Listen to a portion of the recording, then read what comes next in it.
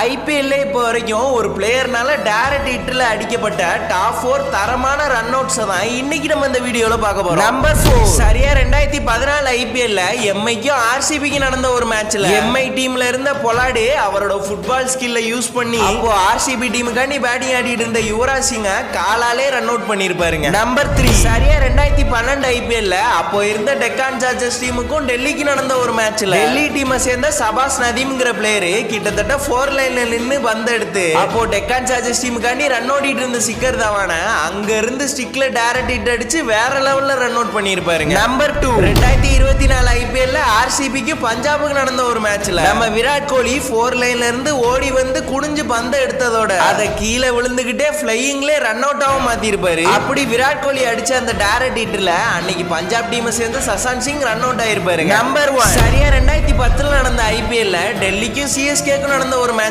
அப்போ டெல்லி டீம்ல இருந்த ஏபி டிவிலியர்ஸ் சிஎஸ்கே டீமை சேர்ந்த பார்த்திவ் பட்டேல் அடிச்ச ஒரு பாலை தடுத்து கன்சிமீட்டர் செகண்ட்ல ஏர்லே பறந்து ஒரு அட்டகாசமான ரன் அவுட் அடிச்சிருப்பாருங்க நம்ம ஏபிடி.